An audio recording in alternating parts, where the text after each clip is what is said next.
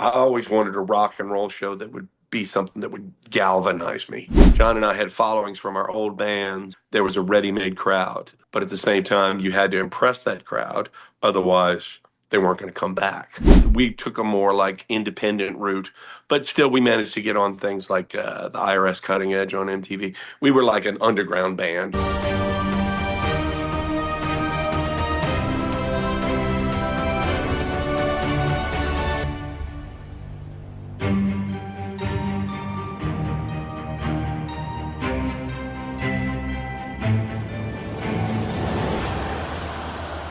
Today we are in the chair with Fred LeBlanc from the band Cowboy Mouth. You might remember their hit Jenny Says, but Cowboy Mouth thrived before, during, and has continued to thrive in the decades since that single charted in the late 90s. So Fred, welcome. Thanks for doing this. I really appreciate your time. My pleasure. Thank you. Well, I was first introduced to Cowboy Mouth in, I guess, the early 90s in Austin, Texas. yeah. Uh, and I'm trying to think if it was uh, Liberty Lunch or Liberty Lunch, I feel like Lozona there was a Rosa, gig. Hole in the Wall, all kinds of places. I feel like there was a gig at Steamboat, maybe. Yeah. Oh, yeah. Yeah. We played Steamboat a good bit. Uh, Yeah. We played everywhere that was to play. Hole in the Wall, Emos, Liberty Lunch. I think we might have headlined Liberty Lunch a few times. I know we played there once with Ween, once with the Beat Farmers, which was hilarious. Uh, we used to headline Lozona Rosa a lot. Emo's a good bit. We built our career in Austin at the Hole in the Wall, and they would shove in like around 400 or 500 people in this room that could barely fit 100. And I've got some pictures from back then that are pretty insane because you see the four of us at the time, it's about 1991, in the corner just raging, and the rest of it is just a room packed full of people. And I would do crazy things like get the audience to go out in the street and stop cars, and just anything for just attention and energy and joy and craziness. to give those familiar with Hole in the Wall in Austin perspective, that's not the new Hole in the Wall with the big stage in the back. You were in the front window, right? Oh yeah, Watching right in the that front wall. window. Yeah. Yeah. I didn't know there was a new hole in the wall. That It, was our home in Austin for a while. That was we would be guaranteed to make good money. We had a friend of ours that we could stay with for basically free. She had a big apartment and would let us crash there. So it was a lot of fun. Those were fun times. no, that's great. These days they have the more acoustic-y acts up front. And, That's fine. That's great. We're all just trying to get to the end of the day. You know what I mean? yeah.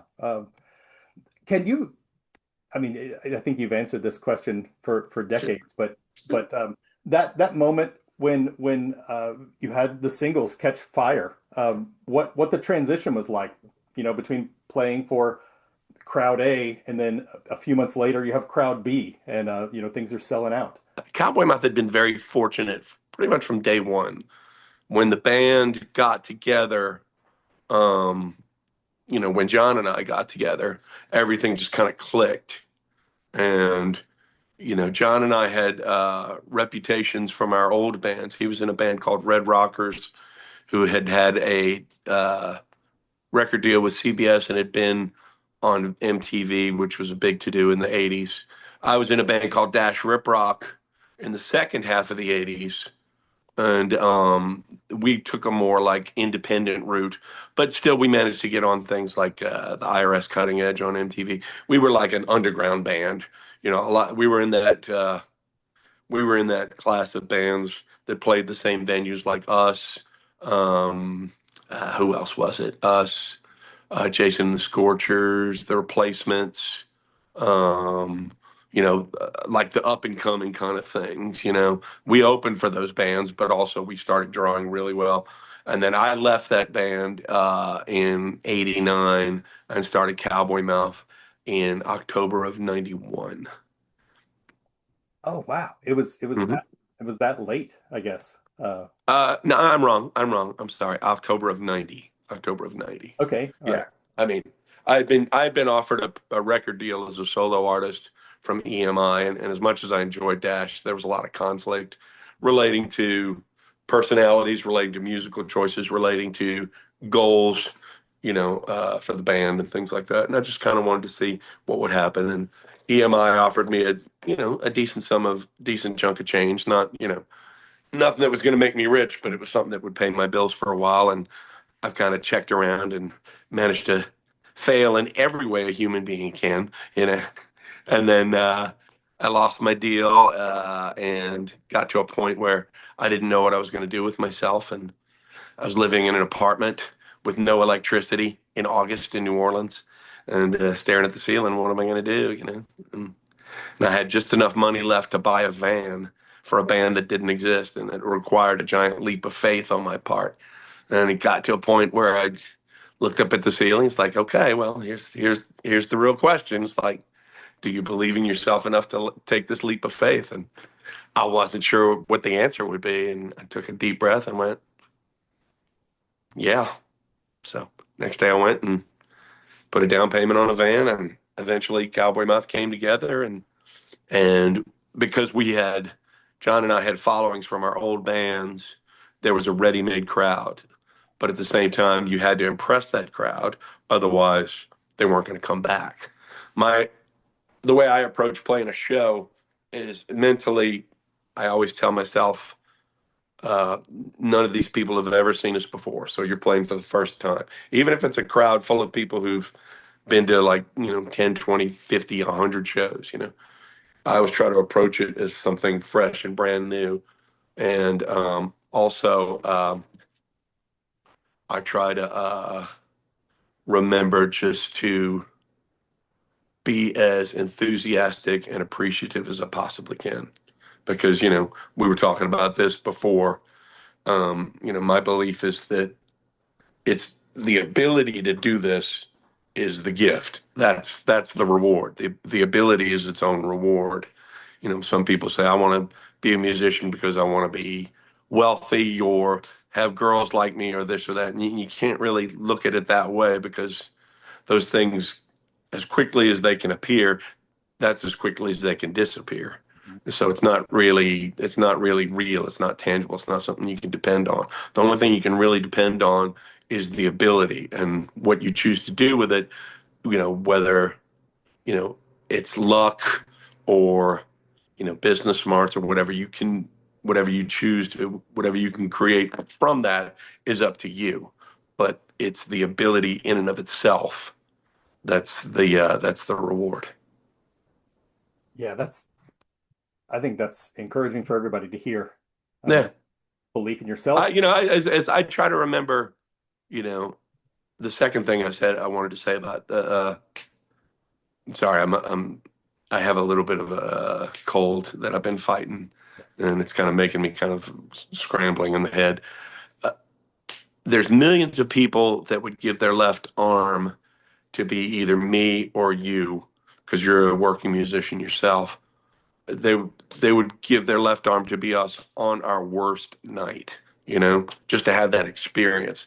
And I try to remember that, just so it's not about like what do I want to do as a performance, like what does the audience want to experience, because I've been many times, as you are, you've been the spectator, and what do you want to see? How do you want to feel? Not specifically what you want to hear or anything like that, but I always wanted a rock and roll show that would be something that would galvanize me, like something that I listened to these old records when I was young, because I worked in a used record store, and I would pick up things like Bo Diddley, Muddy Waters, just things that looked interesting, and I put them on it. It would just open up a whole new world to me, and so that's kind of what gave me the inspiration to go past myself, because I wasn't really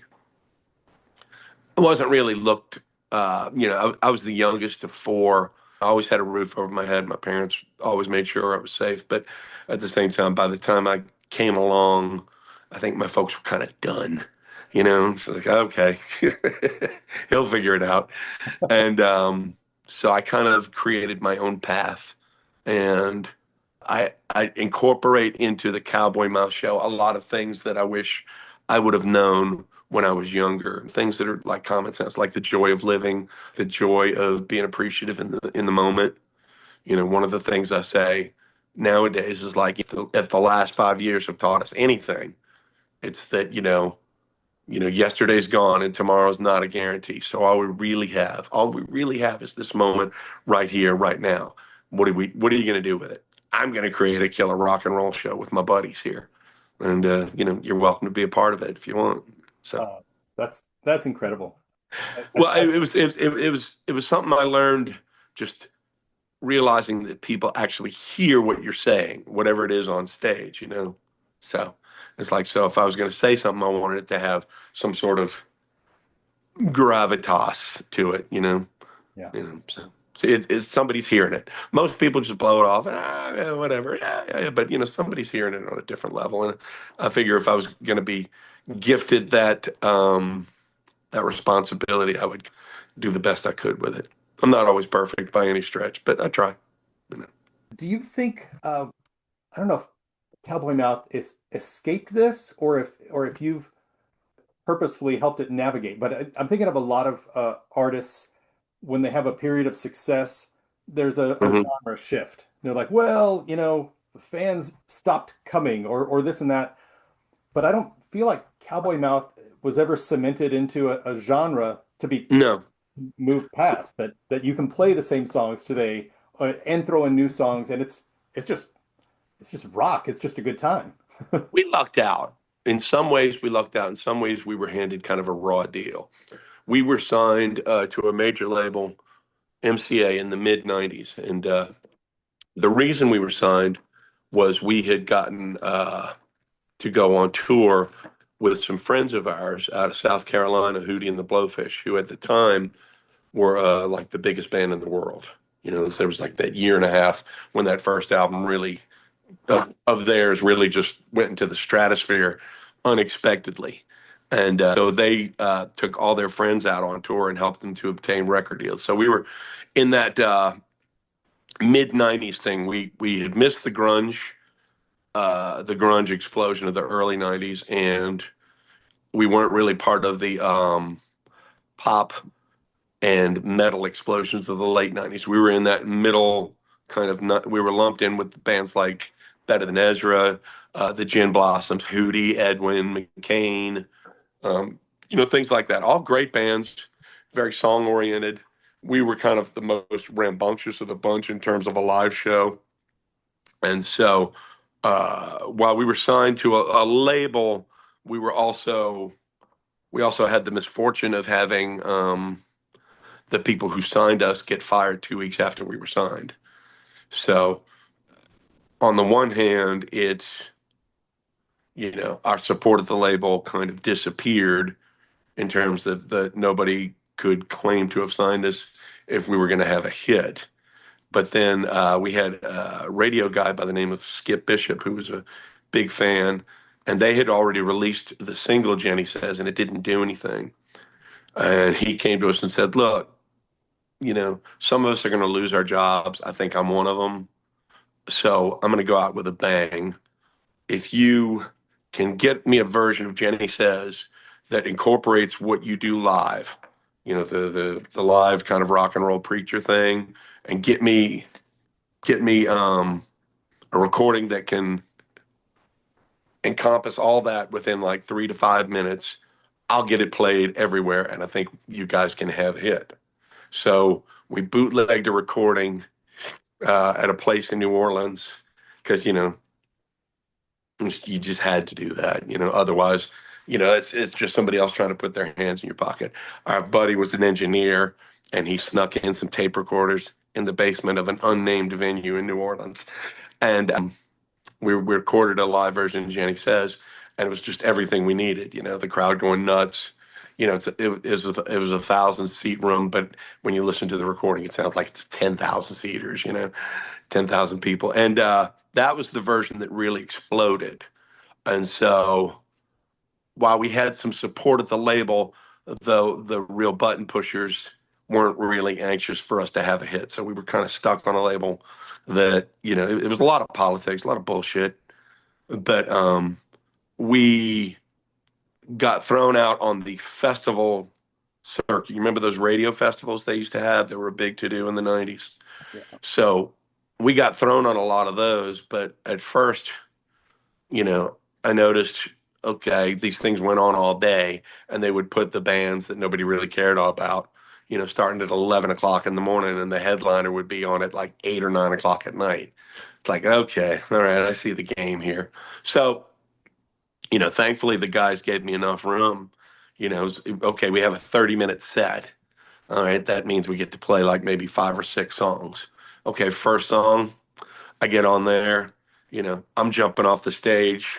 I'm taking a wireless mic. I'm running back because the people who would show up would be the people who were sitting on the grass in the way back, because they were just going to make a day of it.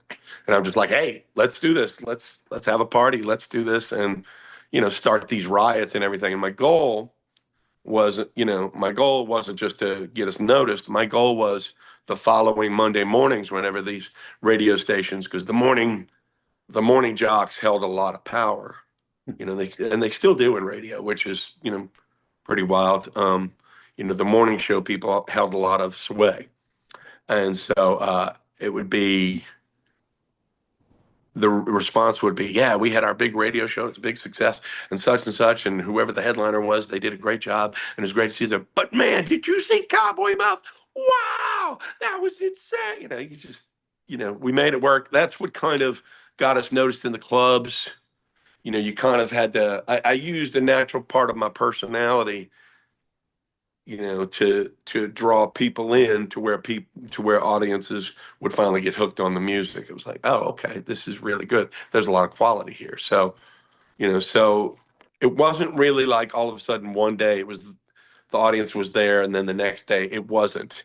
We've always kind of had like ebbs and flows, and it's really, we've had people come and go in the band. We've been fortunate to have been blessed with nothing but great players all the way through the history of the band.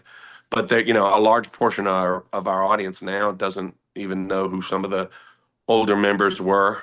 And, so and we've been incredibly fortunate. I mean, I still love doing this. In fact, I love doing it now more than ever because the pressure of all that major label, you got to do this, and you got to, it's gone. So I just do it mostly because I love it now. Yeah, that's that's amazing. You said it much better than I did, but it did seem like just as an observer of the band that Jenny says was obviously a good thing. That was great. But once people saw Cowboy Mouth live, they didn't go see them for one song. They didn't go see them No, for one song. They liked the band, not and the experience, yeah. uh, which I think is not the case for a lot of bands with a few hits in a short period that And there's nothing wrong with that. It's not, not everybody chooses to express themselves in those ways. I'm not, I've never thought of myself as somebody who was better than this or worse than this. This is just the way that this band chooses to express itself. Now, I always had in mind what would an audience like to see, what would be considered entertaining and get across not only our songs, but, our ideas as well. So, I mean, while there's been a lot of thought put into what we do, it's also, it's also best to just kind of dive off the deep end and kind of see where it lands. yeah. Over recent years, like let's say the past 10, hell, even 20 years, Mhm. um, what have your leanings been as far as you know staying as Cowboy Mouth? Like let's do another tour. Let's record more versus going solo and just I'll just grab a guitar and do smaller rooms and do that sort of thing. Like what is it about the band that keeps you going? Well, the thing about it is like all the rules these days are being rewritten everywhere. And we were part of that major label, you know, uh, regimented kind of touring, recording, treadmill. We were on two major labels, and I think we made three or four major label albums. One of them didn't come out. So we made three albums for MCA, but only two of them came out. We made one album for Atlantic, and it came out, and we were part of that treadmill. And so a lot of it was just trying to figure out, okay, what are the new rules? What's going on? And nowadays you can pretty much do what you want. I mean, the only reason we really put out this album is because we wanted to. We were just doing singles for a while, and it seemed to keep the fan base going. I think part of what I realized was, in terms of, the idea of a fan base, you weren't building a fan base as much as you were building a community. And a community is filled with people who interact with you in a number of ways. And so with that, I can pursue solo things. John and I do an acoustic duo that we mostly do at people's homes. People will hire us either together or individually solo, and that kind of gets that Jones out. I don't really have a desire to do something solo in terms of needing to express, because all my expressive needs are kind of, satisfied with Cowboy Mouth, and not to be crass in terms of business, but you do have to look at it, from a business point of view. There's a lot of value in the name of Cowboy Mouth. There isn't as much value in the name Fred LeBlanc, or, this, or person A or person B. There's more value to be had, you know, in the legacy of what we've built over the last 35 years, you know? That's cool. You mentioned the new album, which I think is a good segue to that. There's a new covers album coming out. I guess Yeah. the album's being released later this summer. You've got new August 16th, but we're releasing singles from it. Can't Hardly Wait is the first single. Second. Second single. The video, I recognized a bit of Antone's in Austin Oh, yeah. in there. Oh, yeah. Uh, Talk a little bit, please, about the about doing a covers album and releasing these. Is it I always with Cowboy Mouth, I've learned that whenever we do what people expect us to do in terms of the industry, it never works out. It's always best for us to fly by the seat of our pants.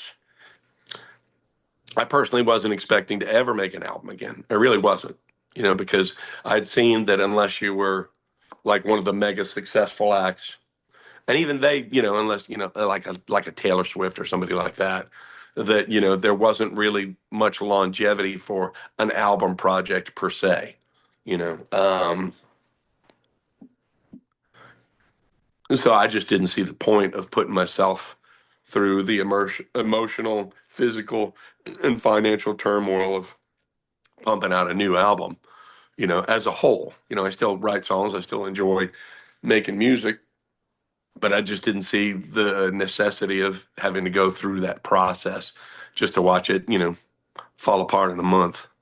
And or not fall apart, but lose value. We had an album called Go that I was really proud of, and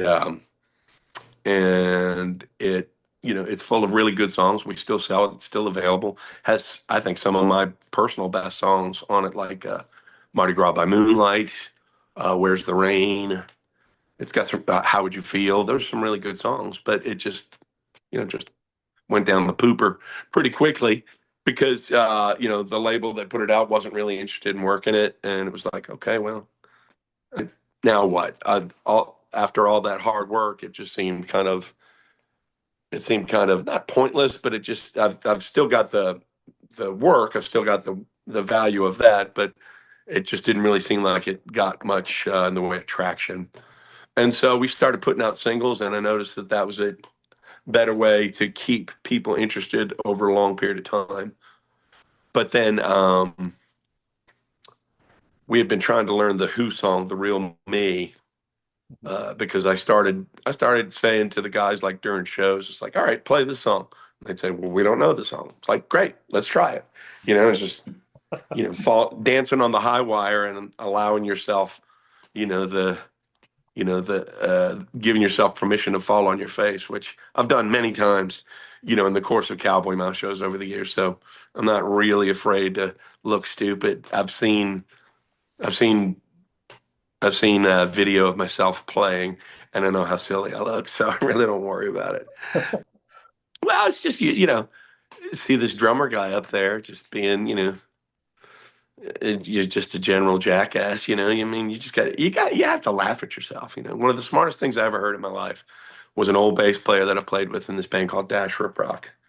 You know, the first road gig we ever did was in this town called Black Mountain, North Carolina, which I think was hit by the floods a while back last year, and which are terrible. But the first time I played there was with Dash Rip Rock, and we played to an audience of maybe three people. I was really psyched up because it was my first road gig ever, really road gig.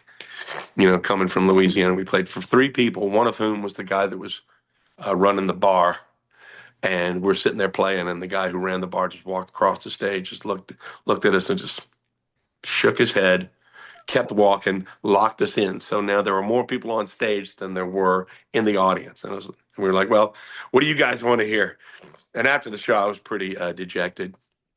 And the bass player comes up and he said, what's wrong? I said, man, that kind of sucked. You know, his first road gig. He said, Fred, sometimes in life you just got to laugh to keep yourself from crying. And those are some of the smartest words I ever heard in my life. And, you know, I think that's just gotten me through a lot of hard times in my life.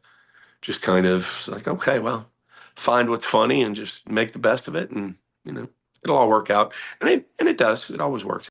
No, there were a couple bands I was in that took on that philosophy. Not, many musicians don't. And so a gig like that comes up and it just goes into turmoil. There's Yeah, argument. Everybody starts drinking heavy because they're pissed off, and then nothing good comes from that. But uh, I did one show where the only person in the whole venue was the bartender, and I think it was the bassist said, "Let's play this show like it's sold out Madison Square Garden."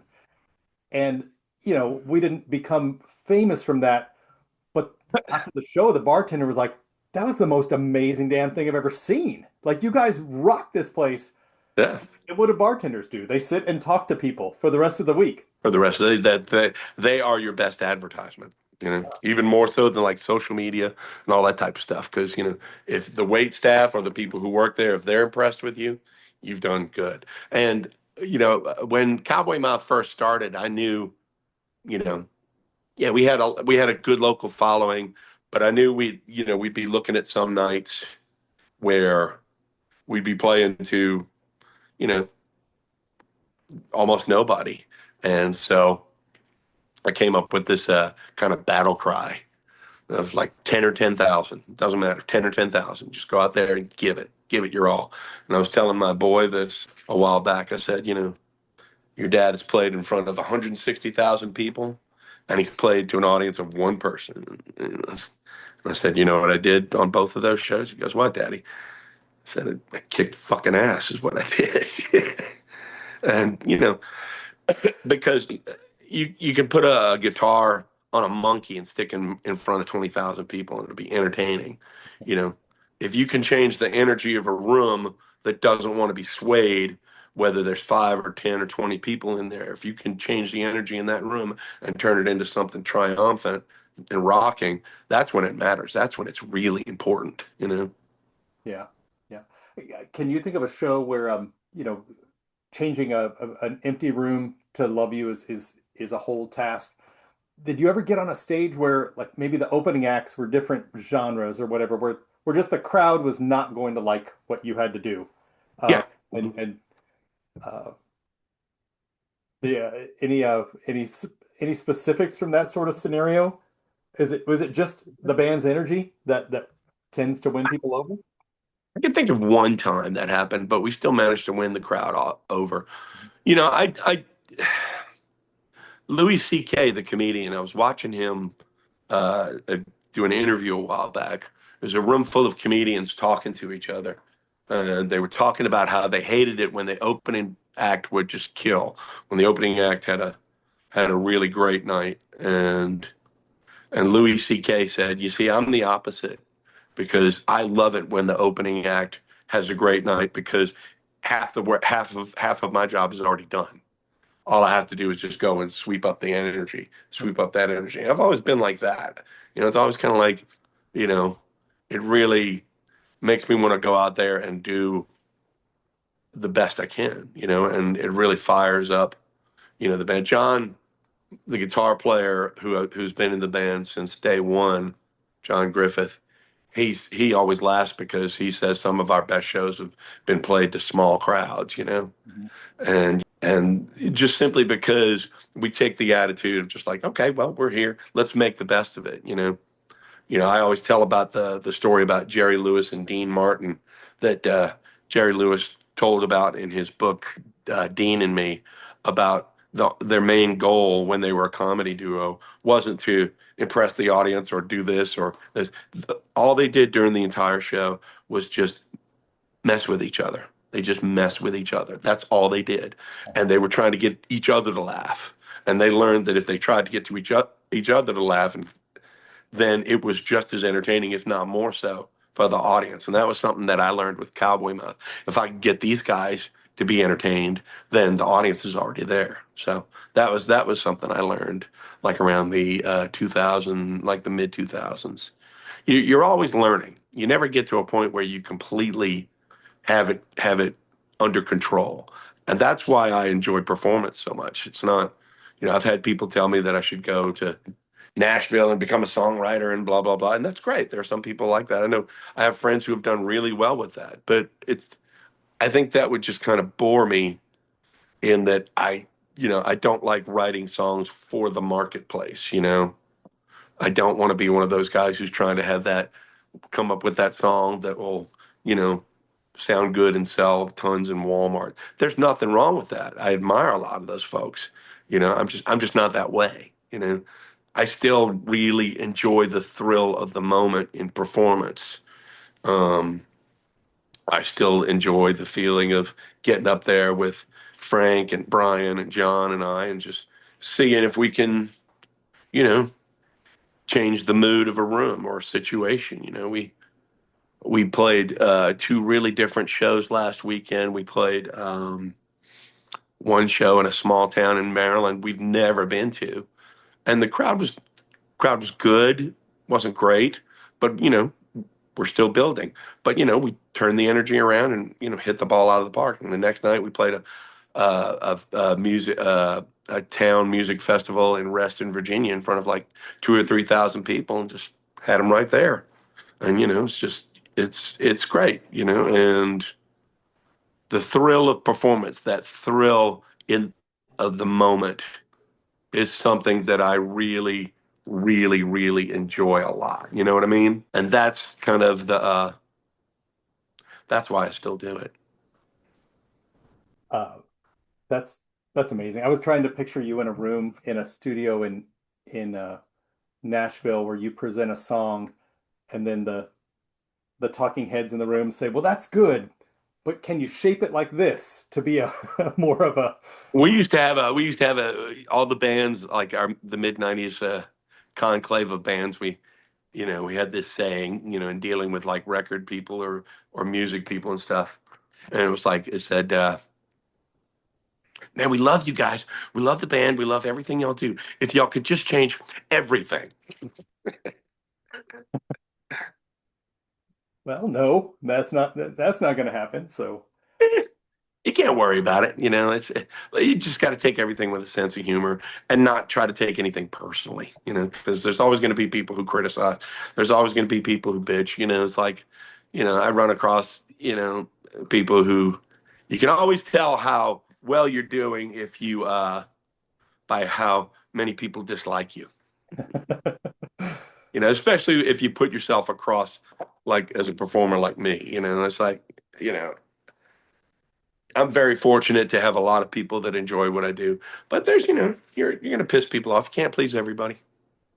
do you think there's a population out there that just despises Cowboy Mouth? Like, this I'm sounds like sure there are. I just, I don't worry about it.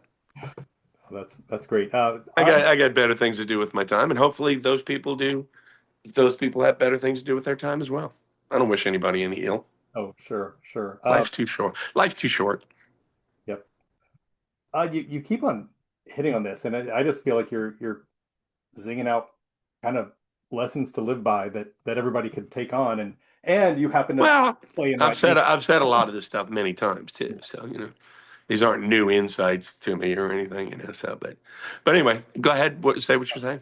I'm looking forward to you're doing some shows. Well, you're always doing some shows, but Yeah. you're headed to this neck of the woods in later this year, October. I'm going to catch you Yeah. in San Antonio. Oh, that'll be fun. Sam's Burger Joint. I love that place. Yeah, yeah. That's I like Great room, great sound, great vibe. The people they couldn't be nicer to us if they tried. Both the audience and the staff there are always very gracious towards us. And the fun thing is like if we play there on a Saturday and it's packed and it's great. If we end up being stuck there on a Wednesday or something like that and it's not quite as packed, it's still a great show. The stage has a wonderful vibe. The people there are great. I love San Antonio. I love Texas.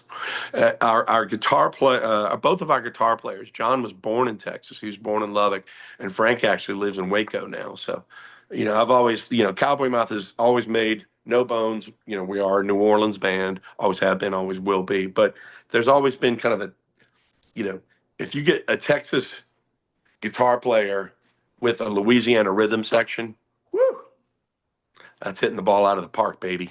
you should start that band. I think I did. No, that's fantastic.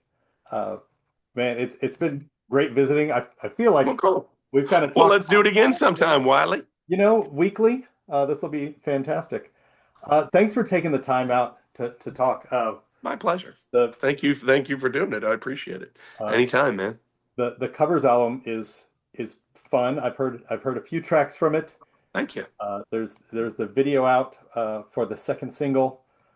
Can't hardly wait. The old replacement song. Yep, yep. It's got some good times. Like I said, I can't wait to see the show. I'm going to come up and say hello afterwards. Please do. So yeah, good Why visit. don't you come say hello beforehand so I can make a big stink about you during the show? We have to be good because Wiley's here. And if we suck, he's going to walk out and he's going to say that we suck on the thing. He's got his notepad. He's going to write a review. It's like Frank's mom showed up at a show the other day in I forget Maryland, and during the show, I just love that it's not so structured. And I grab the mic, it's like, okay, guys, Frank's mom's here, so we got to make him look cool, I love it. things like that. I love it. The audience is there providing us with this experience as much as we're there providing them the experience. Their energy is as much a part of it as ours is. No, you give off a vibe of Cowboy Mouth isn't there to perform these songs for the crowd. You're there to have a good time. Like Have a great time. we're If it's all not there. fun, if it ain't fun, it's not worth doing. There's easier ways to make a living, you know? Um, And we're all here. Let's just have a party. Let's just say this is the greatest night that any of us have had in a long time simply because we decided it is. Because there's a lot of crazy crap going on in the world these days. There's a lot of, people are scared, people are worried. And, come to a Cowboy Mouth show. Let go of all that crap. No matter, it's not it's not meant to be political on any side, one way or another. We're all just people. We're all just souls trying to get to where we're trying to get to. And let's just celebrate the fact that we're all alive tonight. Let's just do that. And that's what a Cowboy My Show is. A Cowboy My Show is designed to, when people leave, they actually feel better. And a lot of times it works. the best closure that we can get. Go to a Cowboy Mouth show, you'll feel better. Yeah. Cool. All right. Well, thanks so much.